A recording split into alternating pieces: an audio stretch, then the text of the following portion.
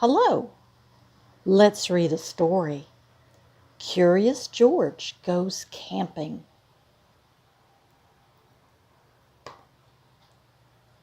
Curious George Goes Camping.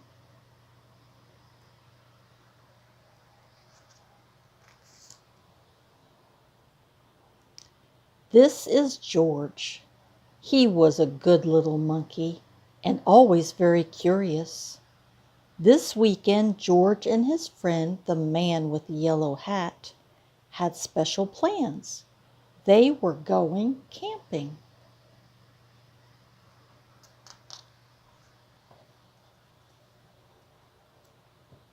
At the campsite, the man with the yellow hat unpacked their gear, while George looked at all the tents. He saw tents for big families and one just right for a puppy. There were even tents on wheels. "Would you like to help me put up our tent, George?" the man asked.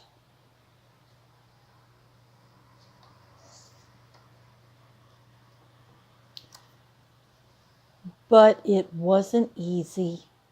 "George, why don't you fill our bucket with some water at the pump?" his friend suggested.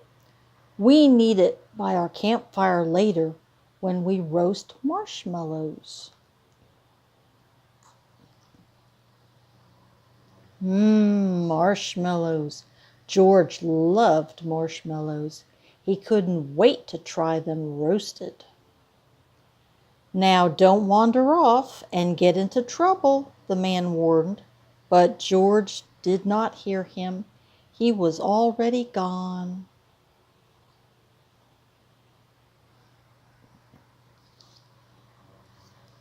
At the pump, George worked the handle up and down. Soon his bucket was full. On the way back down the trail, he saw a family packing up. George watched a girl pour her bucket of water on a campfire. The fire sizzled out. George thought that looked like fun. He poured his bucket of water on the next campfire. "Hey!" yelled a camper. "We weren't finished with that yet." The camper began to chase George, but George didn't mean to cause trouble. Now he only wanted to hide. He ran into the forest as fast as he could, but the camper's footsteps followed close behind.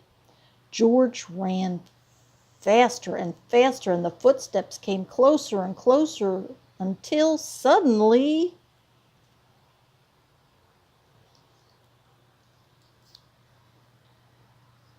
they were passing George. Why, it was not a camper chasing George now.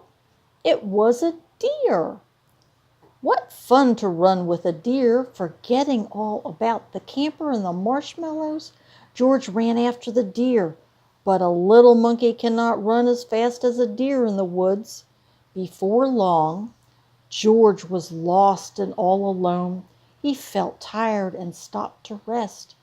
At first he was worried. He was very far from the camp, but there were lots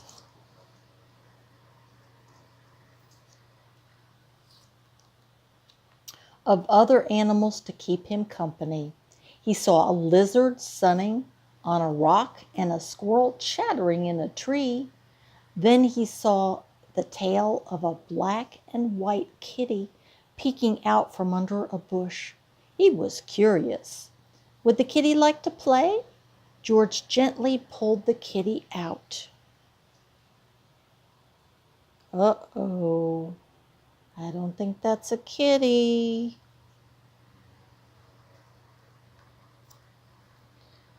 But it was not a kitty.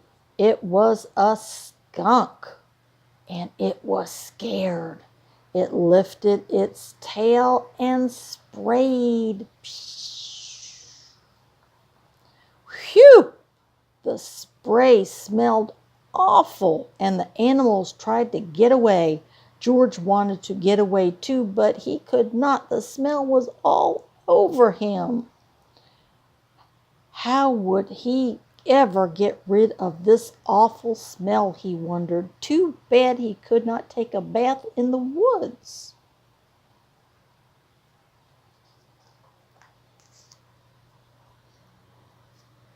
Then George had an idea. He would wash the smell off in the creek. George jumped into the cold water. He splashed and scrubbed, but he was still smelly, and now he was wet too.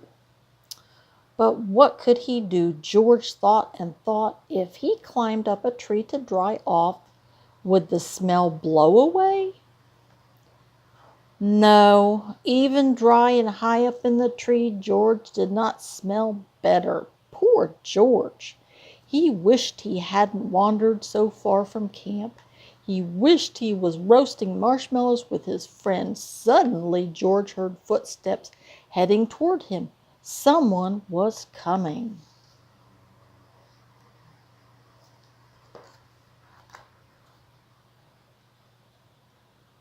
It was the forest animals, but they ran right by him.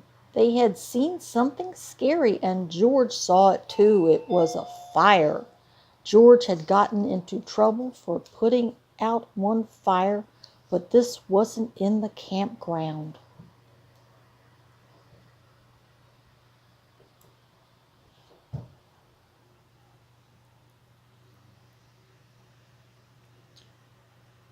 This was an emergency. Quickly, George climbed down the tree and grabbed his bucket. He scooped it full of water in the creek. Then, being careful not to spill, he climbed back up and swung from branch to branch through the trees.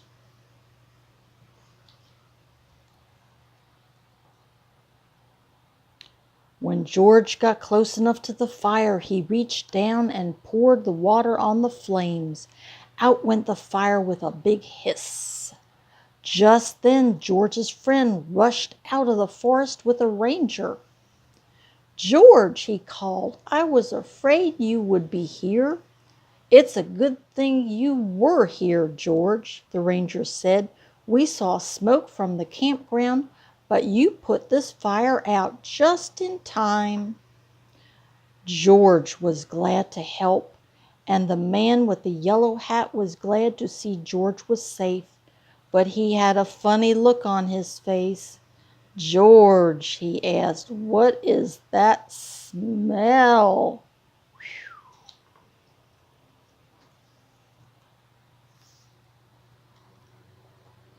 Back at the campfire, George's friend helped him get rid of the awful smell.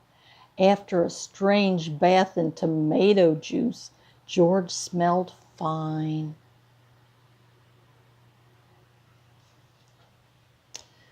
Then the man with the yellow hat invited the ranger to cook dinner with them over their own small campfire.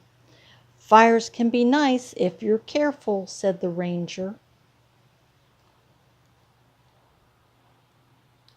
"Especially for roasting marshmallows." Yummy. The end.